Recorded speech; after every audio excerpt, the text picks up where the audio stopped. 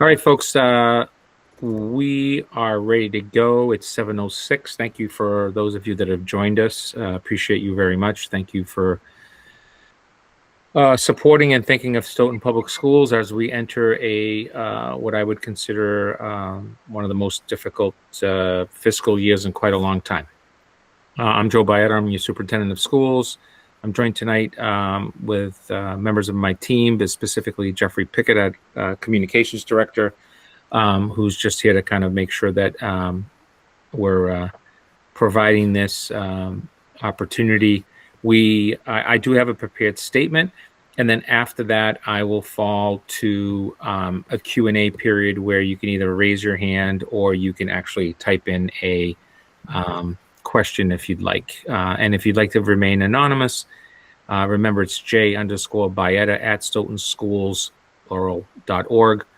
You can always reach out to me individually if you prefer that way as well. And I'm pretty good at responding to emails. So here we go. It's been about 3 to 4 months of communication about the upcoming FY27 school year budget and potential for millions of dollars in cuts. To that end, I want to preface my comments today that by no means does today's comments mean that we have come to an end conclusion. We are in the beginning process of all of this. The Finance Committee has, as of last Thursday, finalized the budget for the town schools, and our updated Finance Committee vote is $69,245,872, which is about $3.4 million from what's called level services, or maintaining what we have outside of the added positions in special education, which are 6.0 full-time equivalent positions, 6 positions. No other positions are added as part of that request. However, I think it's important for all the families to recognize that with increased healthcare costs to the town for all of our employees, all employees, increased special education costs for tuitions, transportation, and staff, tailored with having to have utilized all of our reserves this year, all of our reserves, over $2.1 million of our reserves this year, in order to have a balanced budget in the current year, we are entering our 4th consecutive year of not having a level services budget. Level services is defined as keeping what you have year after year, just increasing your budget because of expenses, not because of new positions.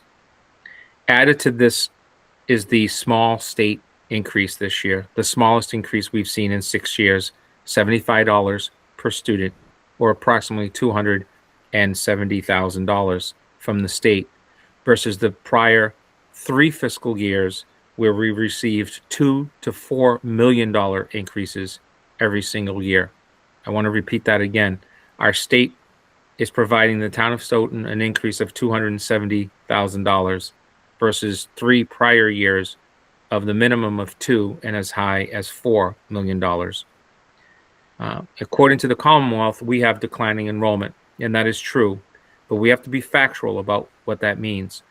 We were a community that sheltered students, approximately 170 students, over 2 fiscal years. And it's unfortunate that now that we've weathered that storm, that it's being considered as part of the formula as declining enrollment. So our $3.4 million shortfall needs to be balanced. In other words, we have to take that shortfall and figure out what we're going to do to get to that $69 million number. This is what I can provide you for details as of today, and as of meeting over the last 3 days with my administrators, and again tomorrow morning. Number one, we're going to start with positions that do not have to be filled based on resignations, retirements, and non-renewals. Then after that, we will move to layoffs if needed. We will then from there prioritize non-mandated positions. We will look at non-teaching positions. We will look at any stipend areas that we can save a few dollars. Fee increases right now are not being considered. However, that is a decision of the school committee, not mine. We will have to slow down our triennial plan In other words, we will not be able to meet the needs of the plan that we put together and have been working on over the last year. We will see an increase in class sizes. However, we are targeting that class sizes in kindergarten and grade 1 be maintained as much as possible. And however, we will have to take a look at program cuts. As I said in FY24, my first year with you, I've been marching along and noting that in Stoughton, we were not being provided year after year of level services. That is just a fact. And so it is caught up. And that's what happens when you end up with a budget that has a $3 million shortfall. I anticipate beginning to notify staff beginning in May about changes. Again, prioritizing resignations, retirements, non-renewals before we have to lay off any staff. Specifically, we will also make sure that our classroom sizes are as close to maintained as possible, although we know we will see some increases. We're going to work every single day between now through town meeting and the last day of school to make sure that we are as harmless as possible and driven around students, staff, and the future. So those are my opening remarks, and I want a couple of, if you wouldn't mind allowing me to just make a couple of sidebar situations. This is the making of what I would call the financial perfect storm for Stoughton, and perfect not defined in a positive way, but defined as a troubling way. Our budget continues to be formulated and really supported by the state. That's where our funds come from as a school budget, and our expense lines are up. They're up across the board, both in general education. I'm happy to report that we have a brand new 3-year agreement with our teachers union. Excuse me. Within that contract, our teachers have taken a 2% increase for next year. Nothing else. No other money line items anywhere. So I want to thank our Teachers Association for that.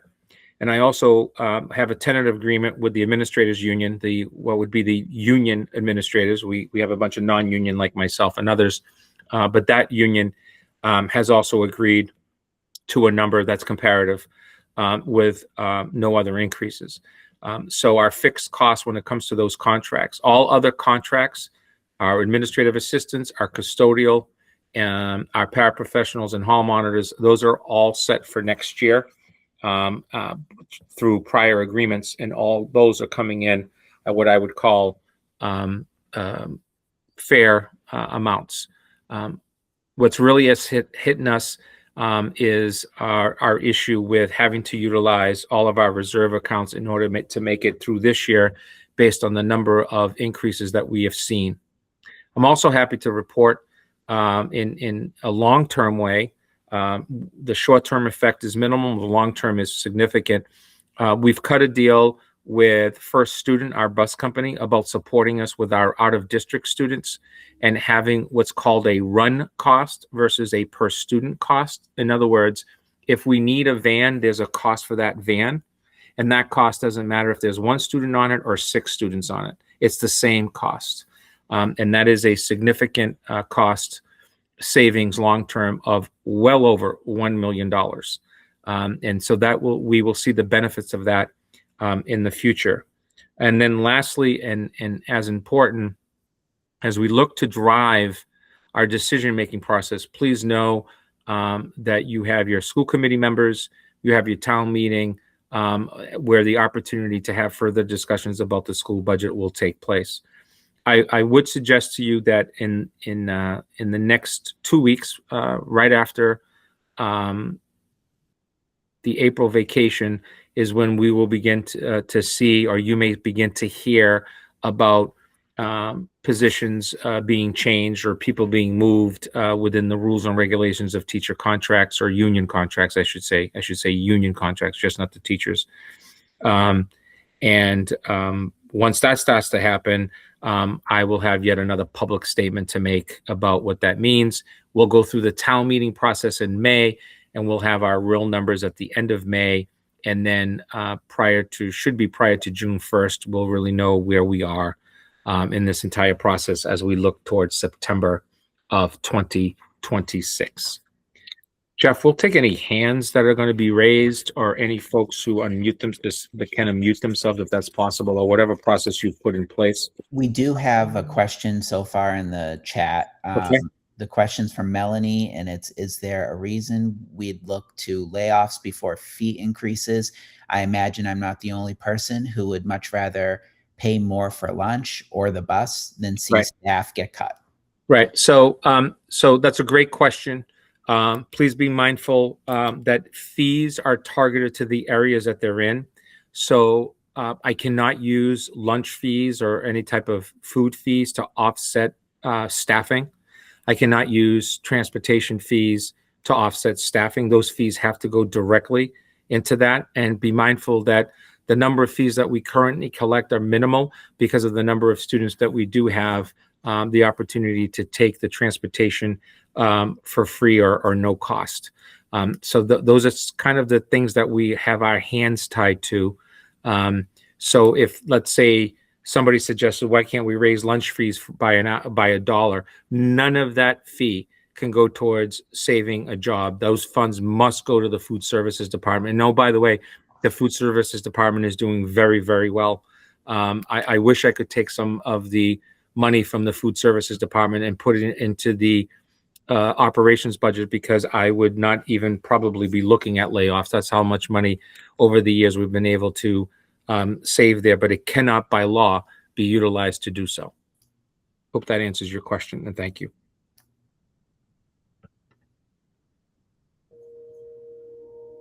We don't have any other questions in the chat right now. Okay. So what will happen as maybe some folks decide to think about a question, I just want to be very clear. What will happen over the next 2 weeks, we're breaking for the spring break, April break. We'll come back from that with the final week of April. We go into town meeting the first Monday in May. We'll begin the process of making announcements of either what's called non-renewals and layoffs. Those are two different, different areas. Non-renewals is exactly what that means. It's notification that we're moving in another direction from that employee. Layoffs are fully fundamentally based on funding. However, we will not get to layoffs until we backfill positions via the licensure process. So let's say we had a teacher who may be on the layoff notice. Before we notified that teacher of layoff, we would literally move that teacher into a position that they're licensed to teach in. So let's say you were, and this is just an example. Let's say Joe Baeta was a 5th grade elementary teacher, and I was the low man on the pole, and I was going to get laid off. But oh, by the way, there's a resignation in grade 3. I would be shifted into grade 3 first before I was actually laid off, because the layoff would actually be somebody who's not here, as one example of how things work. So it is a complicated process, but we do try to make sure that we save jobs before we notify people that they're no longer employed with us. We have a couple of questions now in the chat. Yep. First one is from Allison. Is there any chance that town meeting comes up with a new number, or is it what the finance committee put forth the only option to be voted on? Yeah, so great question. It is always up to town meeting. Anybody who's a town meeting member will know that anybody at town meeting floor can make changes to any budget. That's the reason why they go through the line items, they hold the budget, and then people have questions. The only way to address that, though, is that if somebody makes a motion to make a change, they have to be specific to where the money is coming from and going to. So you can't just say, I want to give the school department, $250,000. You have to say, I'd like to move $250,000 from this account to that account in order for it then to be deliberated and discussed. And I believe it has to be in written format to the town moderator. That's the process. I only know that because I've been a town meeting member myself in the past. Next question's a two-parter. If town meeting were to add additional money to the school department budget, could that offset any potential layoffs? That's part one. And part two is, as a follow-up, will the potential layoff numbers be known prior to town meeting this year? Part one, yes, it would offset that. And yes, town meeting will be notified of the number of situations with the school department. I think that's an important piece of information for everybody to have, including my staff. Next question, are vendor contracts being evaluated to shop some of these agreements? Which departments are we seeing an increase in that are outside staffing? Yeah, so contract services, I am currently reviewing. So those would be third-party service delivery to the schools. Those are all currently being reviewed. I anticipate a low six-figure number. I'm going to say $100,000 to $200,000 worth of reductions there. And your question on the vendors, interesting enough, I just cut a deal with with a printer copier machine for the district that doesn't save a ton of money, but it saves us $60,000 over 3 years. And we get to keep upgraded copies and printers within our schools. Our transportation one, I just gave an example of by bringing in first student, eliminating, I believe we eliminated 12 or 13 vendors that were doing a per student run, and we changed that to a run per vehicle. So it doesn't matter if the minibus or minivan has one student in it or 6 students in it, it's the same cost. And that over time will save the district millions of dollars. I'm projecting 1.6 million, but it will not be a first year 1.6. It's over the next 5 years. But that's a good savings as an example. And all contracts where currently, for example, we've eliminated some contracts. We've notified folks that we are no longer doing business with them because of budgetary issues. Just 3 examples of how we're doing it. Next question, what reductions have been made to central office and administrative costs? Yeah, administrative costs actually have been our biggest reductions in the last couple of years. I've cut 3 positions alone, moved 1 position to OMS as a dean. I'm trying not to touch the school level, but we are currently looking at a number of central office administrative and support reductions as well. Keep in mind, just a couple of different things. Accountability will go down with some of these changes. I'm not suggesting we shouldn't do them. I'm just saying evaluations and accountability will go down because that's what administrators do. I don't see any other further questions at this point in the chat. Okay, so I think we just had one just came up. Oh, yep. Any idea how special education would be impacted? Yeah, so when it comes to special education, that's the impact there always comes down to what is mandated. Special education is a federal law supported by state regulation as well, where an IEP a student on an IEP has to be serviced. It has nothing to do with any decision with money. So I can't, for example, just cut a program for the sake of I don't have the money. So special education in general, and I'm using the word in general, is pretty untouchable. That doesn't mean that we can't look at the way we do our service delivery around certain positions and support positions that we will look at, but we cannot establish a violation of an IEP, if you will. 2 more questions so far. First one, other towns are considering and advancing tax overrides to prevent school cuts, especially to school services. Has that been considered?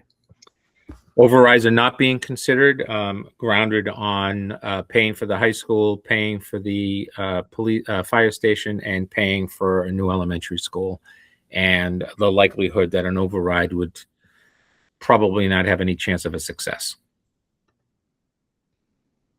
And sorry, I was just admitting somebody to the chat, or rather to the forum. Next question. Will there be any opportunities for community input prior to town meeting that can be taken under consideration? Yeah, we will consider anyone's options, views, and so on and so forth. Here's the issue: when you're cutting $3.4 million, you're going to hit people. There's just no way around it. The issue becomes prioritizing hitting the classroom at the least level as much as possible. And in Stoughton, we've had a commitment for a long time around what I would call, for the lack of a better phrase, untouchables. And right now, I'm not sure that there's any such thing when you're looking at this type of a number, except to tell you that I don't believe that eliminating programs at the elementary level that are programs that have outcomes at the secondary level that are positive. And I'll just be very frank. I don't see how we make cuts in our music department where you need students to be involved at the elementary level in order to have a marching band. And I can assure you, as someone who took over a district years ago, before I came to Stoughton, that did that, eliminated certain music programs at the elementary level, and within 5 years had no band, had no jazz band, and all of that stuff. I just don't see that as a positive way, but it doesn't mean that there couldn't be other ways to absorb cuts in that department. It's just I don't think that we should be looking at not having programs that are substantially cut early that lead to devastation later on as well. The next question is, will the additional money that FinCom put into the special education stabilization account fund help alleviate any of the cuts to general education? No. And the reason for that is that the special education stabilization account is utilized for the sole purposes of special education costs that we would not know about right now, or that we could potentially offset at a later time. The process is a good one. It's FinCom. It's a school committee to select board. So it's not a difficult process. It doesn't have to go back to town meeting. But no, that account cannot offset general education. What, if anything, can families do to help the district advocate for necessary resources at the local or state level? So at the state level, I'll start there. There has been a bill, there has been a substantial move by the state Senate to try to figure out a way to provide districts that have declining enrollment to receive more money. And we do have a commitment from the town that if in fact those funds became available, that they would all go to the school department. They may not go until the fall town meeting. It could happen before the end of town meeting, depends on when the Senate files it and if there's support. So that's one. So anything you could do with Representative Phillips, Galvin, and Senator Driscoll's office is always a positive. I have reached out to them and gotten commitments from them to support more money for Stoughton. And then at the local level, it's really the process is we have a balanced budget that's going forth. The school department is seeing what I would call a negative impact. We have a philosophy in town around not utilizing free cash for any purposes of balancing operational budgets, because it's going to hurt long-term debt and the opportunity to be able to go out for borrowing for the new elementary school. In other words, when the town borrows X number of dollars, the interest rates will be higher because you used too much free cash. That's a philosophy that's supported by those in the financial industry. You can go to last night's school committee meeting and prior meetings to figure out where I stand on that. But those are some of the ways that you can advocate. I saw somebody's hand up. It said name not available, but then the hand went back down. So hand went back up. So if you unmute yourself, you should be able to ask your question.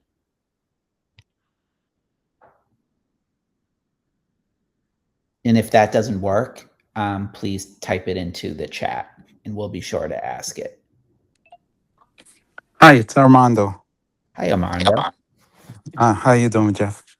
I was wondering if it's possible at this point, since the school has been very generous to the town, especially in bailing out the town a few years ago, would it be possible to actually ask for that money back? It's nearly $2 million. That would help substantially. I know the town is no longer doing road work, so they have excess amount of cash, given that the revenue should be the same or even bigger at this year as opposed to last year. And I was wondering, I highly recommend that the town be asked to just foot the $2,000, or just give it back. It's wonderful when um, kindness goes in both direction. I know this doesn't fix the problem long term, but at least for this year, it will be able to help. Yeah, Armando, as you know, I walked into that situation back in the 23-24 school year was happening as I was coming on board, and decisions were made on that. And so for those who don't know, the then new town manager and relatively newer select board walked into a mess of years of recommendations to increase healthcare that didn't take place, which then cost I believe it was 36% increase, and then approximately a $2 million shortfall. And that was the year that the SOA money came in at $4,400,000, and $2 million of the 4.4 was provided to the town to offset the cost of healthcare, of which we have most of that cost because we have the most employees, right? We have almost 700 employees, of which probably at least half, if not more, take healthcare. So the argument was, there was money there, so why not utilize it at that point? So I don't think that's available, Armando, but there are other philosophies about where the funding source could come from. Right now, there's a balanced budget to town meeting and a educational shortfall that we are being asked to absorb. Okay, thank you. Yep. A couple more questions so far in the chat. First, will there be a focused effort to apply for any grants that may become available to supplement programs at our schools? Yeah, so we are constantly looking at grants. I can, for example, we just recently got a $25,000 early college planning grant, and then just today's Wednesday, Mondays was the deadline for me to apply, and I applied for a $50,000 program grant for early college. Just to give you an example of, we are very focused on grants. I've applied for Robert Johnson grants, which are usually in the $500,000 to over millions of dollars since I've been in Stoughton. We haven't gotten them, but we continue to apply for them, and we will always apply for grants that can potentially supplement and or support long term. As long as the biggest issue with grants is if they're tied to new positions, you got to be mindful that over 3 years, you got to move those positions into operational if you're going to be able to sustain it long term. Our next question is, the town has historically used free cash to address challenges. Is there any available free cash currently to address shortfalls? Should the select board and town meeting rethink their policy? And just as a follow-up comment, asking because the free cash policy is relatively recent in Stoughton's history and was based on the thoughts of a few, not the many. Okay. The speaker's asking me to do what I typically do, which I will. So here are the facts, and then I'll give you my opinion. It was agreed upon that by the finance committee, members of the then finance committee and the town side. I don't believe there was any agreement on the school side that there would be a 7-year weaning out of free cash at about $300,000 a year. In other words, free cash was at 2.1 million. The next year, it'll only be $300,000 less, and then that. And so after 7 years, we would get to zero. In other words, after 7 years, no free cash could be used for operational. the town has decided, and its leaders have decided to do it in 2 years. I have been very clear at finance committee meeting a couple of weeks ago. I've been very clear with the leaders of the town. I've been very clear with my school committee. I've been very clear at public meetings that I think going from a 7-year plan to a 2-year plan is a very bad idea, because it became a shot in the dark. In other words, we were all thinking that if there was a shortfall of $100,000, there'd be something there. And if there wasn't a shortfall, then don't use it, and still bring your plan down to 0 over 7 years. I will only get in trouble for saying this, but I also am a taxpayer in town, so I'm going to use my 2 hats. I think that we've created a fiscal cliff on the idea that this will make us fiscally prudent for the next 20 years. So I would ask the following. If we don't use free cash, that will help us with our rating as a community. I don't necessarily disagree with that.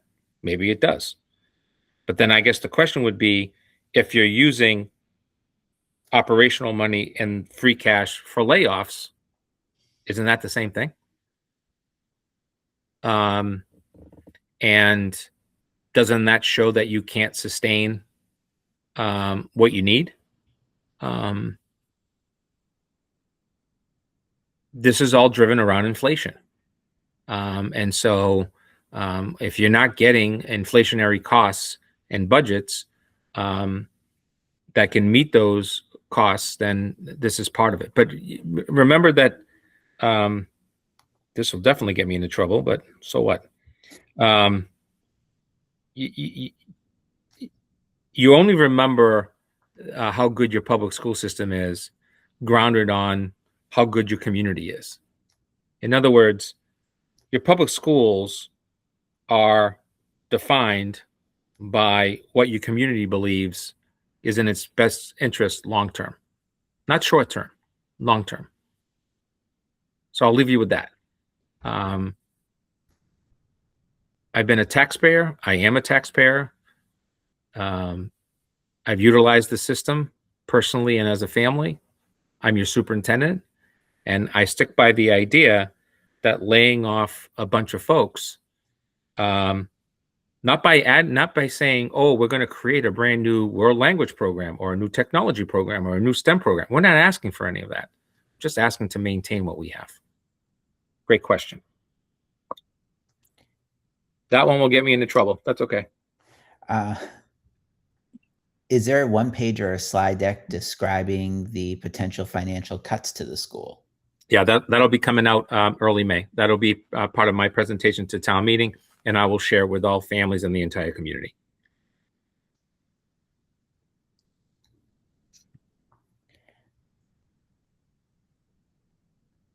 Thank you, Dr. Baeta, for trying to find these cuts, even though the decision won't be a negative for some. It is time to get creative. Good comment, Natasha. I agree with you 100%. Okay, so we've got a bunch of you on the call tonight. Stay active. Ask questions. Be critical of any decisions that I'm making. I'm okay with that. I think most of you know how I am. I don't take it personally. It's hard to sometimes accept certain things, but that doesn't mean that I'm not accepting that you're really trying to say, hey, Joe, have you thought about this or that? We will work very hard to maintain our classrooms and to maintain our programs at the best that they can be, because at the end of the day, regardless of my not working for you in the future, it doesn't mean that I don't care about my house, my home, and the community that I live in. And I hope that you all accept that, because I am truly a Black Knight, have always been. And as I end my career here, I want to make sure that you folks realize that, on July 1st, I have a different life. And that may be one of even further activism within the community in different roles, whatever that means. But I really appreciate this community, and I appreciate the diversity of the community. I appreciate the people in the community. And let's go get it. Take care. Have a great night. Thanks for coming out tonight.